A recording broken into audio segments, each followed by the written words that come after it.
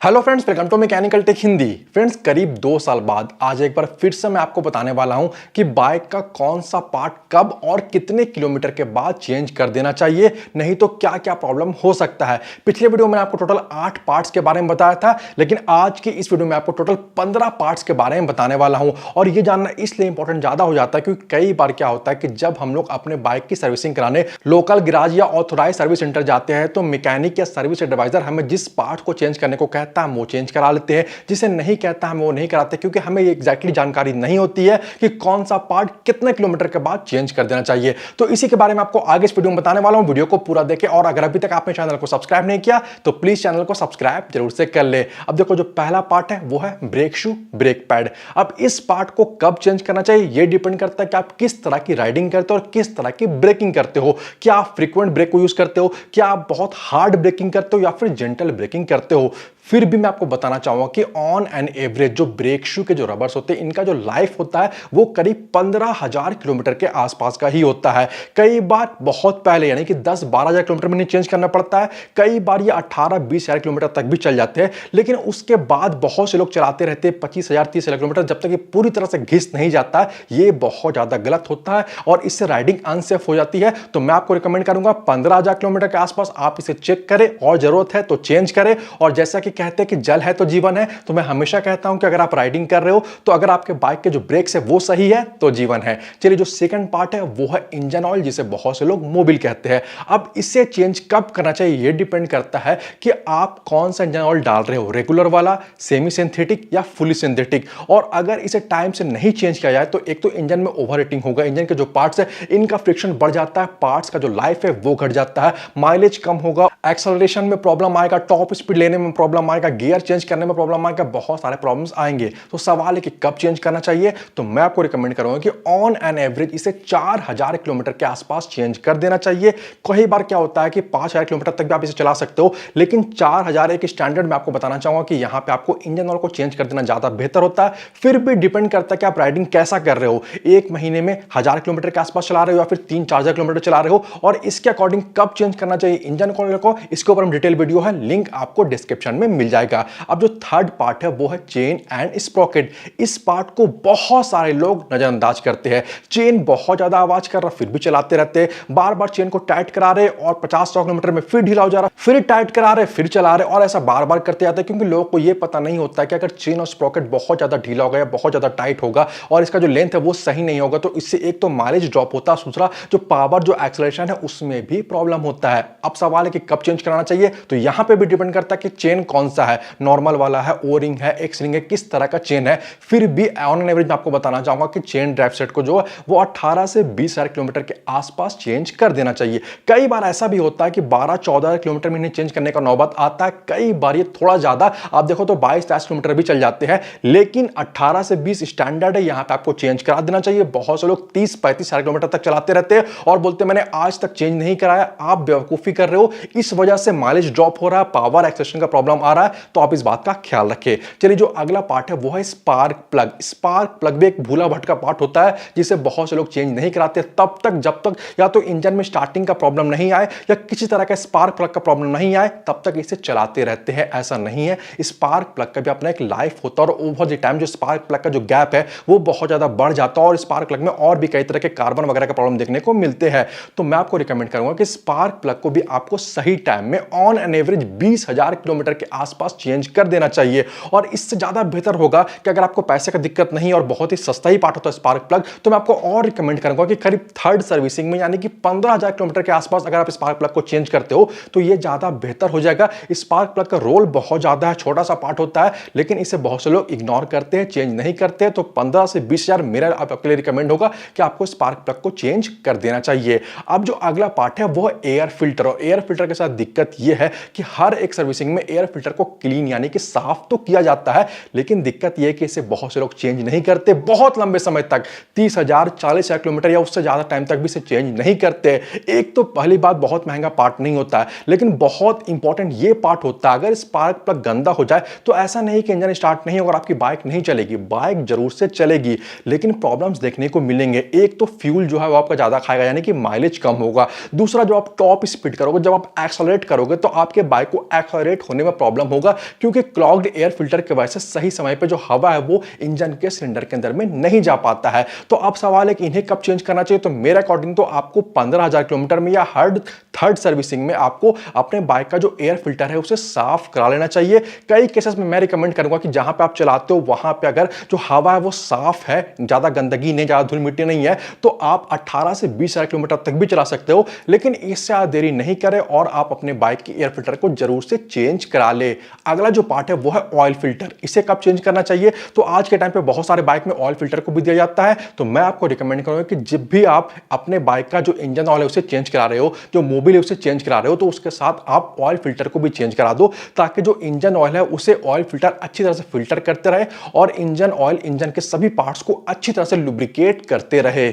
एक चीज मैं यहां पे क्लियर करना चाहूंगा कि जिन भी पार्ट्स के बारे में आपको बता रहा हूं ये सारे पीरियोडिक मेंटेनेंस वाले पार्ट्स हैं जिनका ध्यान रखना जरूरी होता है, और कोई भी महंगे पार्ट के बारे में आपको नहीं बता रहा हूं। तो वीडियो अगर आपको अभी तक अच्छा लग रहा हो तो वीडियो को लाइक और शेयर जरूर से कर दे, और अगर अभी तक आपने चैनल को सब्सक्राइब नहीं किया तो चैनल को सब्सक्राइब भी जरूर से कर ले। अब फ्रेंड जो अगला पार्ट है वो है टायर्स। टायर्स को लेकर बहुत से लोगों को कंफ्यूजन होता है कि टायर्स को कब चेंज करना चाहिए, कितने किलोमीटर के बाद, 20,000, 30,000, 40 किलोमीटर के बाद। तो मैं आपको बताना चाहूंगा कि टायर को किलोमीटर के हिसाब से चेंज नहीं करना चाहिए।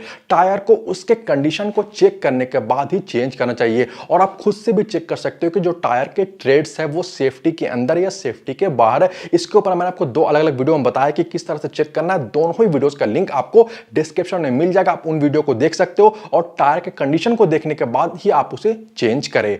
अगला जो पार्ट है वो बैटरी। इसको लेकर भी कंफ्यूजन होता है कि इसे कब चेंज करें। यह भी एक ऐसा पार्ट होता है जिसको एज पर कंडीशन चेंज करना चाहिए। देखो अगर आपको आपके बाइक से इलेक्ट्रिकल प्रॉब्लम देखने को मिल रहा है, लाइट वगैरह को जलाने में प्रॉब्लम हो रहा है, इंजन को स्टार्ट करने में प्रॉब्लम हो रहा है, स्टार्टर मोटर सही से काम नहीं कर रहा है, स्पार्क प्लग सही से काम नहीं कर रहा, हॉर्न वगैरह सही से काम नहीं कर रहा, और आज के टाइम पे जो BS6 बाइक है वहां पे बैटरी का रोल बहुत ज्यादा है, क्योंकि यहां पे ECU होता है, क्योंकि यहां पे सेंसर्स वगैरह को भी दिया जाता है। तो मैं आपको रिकमेंड करना चाहूंगा कि जब भी आप, चाहे 1 साल बाद हो, 2 साल बाद हो, या फिर 6 महीने में ही क्यों ना हो जाए, अगर बैटरी का प्रॉब्लम आ रहा है, बैटरी चार्ज सही से नहीं उठा रहा है, किसी तरह का प्रॉब्लम आ रहा है, तभी बैटरी को चेंज करना चाहिए। ऐसा बिल्कुल नहीं कि 20,000 किलोमीटर हुआ चेंज कर दो, ऐसा नहीं है। ठीक है। अगला जो पार्ट है वो है ब्रेक फ्लूइड। इसे बहुत से लोग इग्नोर करते हैं। अगर आपके बाइक में डिस्क ब्रेक को दिया गया है तो मैं आपको रिकमेंड करूंगा कि आपको सर्विसिंग के टाइम पे ब्रेक फ्लूइड को जरूर से उसके कंडीशन को चेक करवाना चाहिए। अगर जरूरत है तो थोड़ा बहुत टॉप अप कर दे। अगर क्वालिटी बहुत ज्यादा खराब हो गई, विस्कोसिटी बहुत ज्यादा खराब हो गई, ब्रेक फ्लूइड बहुत ज्यादा गंदा हो गया है, तो मैं आपको रिकमेंड करूंगा कि फिर भी आपको साल में एक बार या फिर अराउंड 20,000 किलोमीटर के आसपास या 25,000 किलोमीटर तक भी आप चला सकते हो, तो इसके आसपास अगर आप चेंज करा लोगे तो ज्यादा बेहतर है। As per condition brake fluid को जरूर से चेंज करा लेना चाहिए। अगला जो पार्ट है वो है फोर्क ऑयल। जी हाँ जी, आपका जो बाइक है उसके जो सॉकर में ऑयल्स को यूज किया जाता है, इसे हम लोग फोर्क ऑयल कहते हैं। और फोर्क ऑयल को कब चेंज कराना चाहिए, इस सवाल का जवाब यह है कि पहली बात, अगर आपको ऑयल का लीकेज वगैरह दिखाई दे रहा है, एक तो उस टाइम पे चेक किया जाता है। दूसरा, अगर आपका बाइक का जो सॉकर है वो सही से काम नहीं कर रहा, आपको जर्क ज्यादा लग रहा है अपने बाइक को चलाते समय, खास करके ऑफ रोडिंग करते समय, या जो मिट्टी वाला रास्ता है या उस तरह का रोड जहां पे उबड़ खाबड़ ज्यादा है, अगर आपको जर्क ज्यादा लग रहा है, तो मैं आपको रिकमेंड करना चाहूंगा कि होता यह है कि जो फोर्क ऑयल के अंदर जो ऑयल वगैरह को डाला जाता है, वो ऑयल की विस्कोसिटी भी ओवर द टाइम जो है वो बहुत खराब हो जाती है, वो बहुत ज्यादा पतला हो जाता है, वो सही से काम नहीं करता है। तो मैं आपको रिकमेंड करूंगी करीब करीब 25 से 30,000 किलोमीटर के बाद अगर शॉकर का प्रॉब्लम आ रहा है, जर्क वगैरह ज्यादा लग रहा है, तो आप फोर्क ऑयल को चेंज करा ले। अगला जो पार्ट है वो है केबल्स। हमारे बाइक में बहुत सारे केबल्स को दिया जाता है, एक्सेलरेटर केबल हो गया, ब्रेक केबल हो गया, और बहुत सारे क्लच केबल वगैरह को यूज किया जाता है। और केबल के साथ भी दिक्कत सेम यही है कि केबल्स को बहुत से लोग इग्नोर करते, तब तक यूज करते रहते हैं जब तक या तो केबल बहुत ज्यादा जाम नहीं हो जाए, ब्रेक लगाने में या क्लच लीवर दबाने में प्रॉब्लम हो, या जब तक ये टूट नहीं जाए तब तक यूज करते रहते। ऐसा नहीं है, ऐसा करने से उल्टा और ज्यादा प्रॉब्लम होता है, गियर शिफ्टिंग और भी कई तरह के ब्रेक लगाने वगैरह में प्रॉब्लम होता है। केबल्स का भी एक अपना लाइफ होता है जहां पे वो बेहतर तरीके से काम करते हैं। अब सवाल है कि कब चेंज कराए, तो मैं आपको रिकमेंड करूंगा कि अराउंड 40,000 किलोमीटर अगर बाइक चल गई है या फिर उससे पहले भी अगर केबल्स का प्रॉब्लम देखने को मिल रहा है, बहुत ज्यादा स्टिफ हो गया है, जाम हो गया है, तो भी आप इसे चेंज करा सकते हो। अब जो अगला पार्ट है वो है कार्बोरेटर या फिर फ्यूल इंजेक्टर। आज के टाइम पे बहुत सारे बाइक में फ्यूल इंजेक्टर को भी दिया जाता है।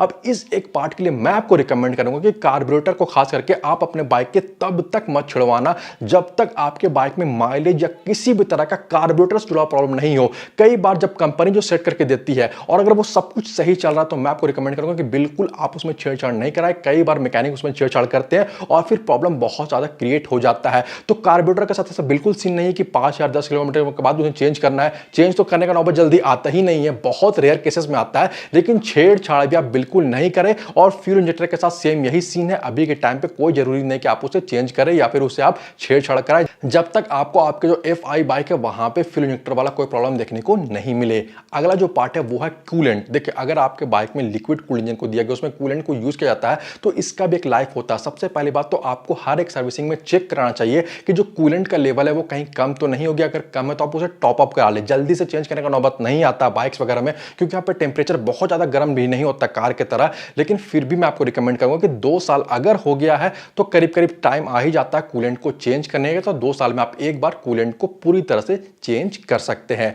अगला जो पार्ट है वो है ECU यानी कि इंजन कंट्रोल यूनिट। इसे चेंज करने की जरूरत तो बिल्कुल नहीं होता है, लेकिन अगर प्रॉब्लम नहीं हो, लेकिन मैं आपको बताना चाहूंगा कि ECU को टाइम से यानी कि हर एक सर्विसिंग में एक बार चेक करके अपडेट जरूर करा देना होता है। जिस तरह से हमारा जो स्मार्टफोन वगैरह होता है वहां पे टाइम से अपडेट होता है, उसी तरह से चूंकि एक इलेक्ट्रॉनिक कंपोनेंट है तो यहां भी कंपनी के द्वारा अपडेट्स को दिया जाता है, जिससे कि हमारे बाइक और जो सेंसर्स वगैरह है वो ज्यादा बेहतर तरीके से काम कर सके। तो मैं आपको रिकमेंड करूंगा कि हर एक सर्विसिंग में अगर आप ECU को अपडेट करा देते हो, उसे चेक करा देते हो, तो वो ज्यादा बेहतर होता है। और जो आखिरी पॉइंट है वो है सर्विसिंग। अगर आप सर्विसिंग टाइम से कराओगे तो ये बहुत सारे पॉइंट जो कि मैंने आपको बताए वो सब कवर हो जाते हैं। आप सवाल है सर्विसिंग कब कराना चाहिए, तो मैं आपको रिकमेंड करूंगा, क्योंकि हर एक बाइक की जो इंजन की कैपेसिटी है वो अलग अलग होती है। कोई 100-150 सीसी, कोई 300, 400, 600 सीसी, और इसी के अकॉर्डिंग कंपनी रिकमेंड करती है कि कब सर्विसिंग कराना चाहिए। 3000 किलोमीटर के बाद, 4, 5 या फिर 6000 किलोमीटर के बाद। यहां पे मैं आपको रिकमेंड करूंगा कि कंपनी ने जो भी आपको as per engine capacity, as per cooling जो आपको रिकमेंड किया है, जो कि आप देख सकते हो अपने बाइक का जो ऑनर्स मैनुअल है वहां पे साफ साफ लिखा हुआ होता है कि कब सर्विसिंग कराना चाहिए, तो वहां से देख के आप उसी के अकॉर्डिंग सर्विसिंग कराए। फिर भी अगर बहुत पुरानी गाड़ी है तो मैं आपको रिकमेंड करूंगा कि करीब करीब 4000 किलोमीटर चलाने के बाद अगर आप सर्विसिंग करा लेते हो तो वो ज्यादा बेहतर होता है। तो फ्रेंड्स, ये ऐसे 15 पॉइंट्स है जो कि अगर आप इसका ध्यान रखते हो तो बहुत हद तक, काफी लंबे समय तक आपके बाइक और जो इंजन है इसका परफॉर्मेंस वगैरह ये सब कुछ, आपको माइलेज वगैरह भी बेहतर देखने को मिलेगा। उम्मीद है कि इस वीडियो में दी गई जानकारी आपको पसंद आई होगी। वीडियो अच्छा लगा तो वीडियो को लाइक और शेयर जरूर कर दे। वीडियो के बारे और चैनल के बारे में अपनी राय आप मुझे कमेंट करके जरूर बताएं। इसके अलावा अगर आप चैनल पे नए हो या अभी तक आपने चैनल को सब्सक्राइब नहीं किया तो प्लीज चैनल को सब्सक्राइब कर ले और बेल आइकन को भी दबा ले, ताकि आने वाले इंपॉर्टेंट वीडियोस के अपडेट आपको नोटिफिकेशन के थ्रू मिलते रहे। मिलते अगले वीडियो में। Thanks for watching this video. Good bye.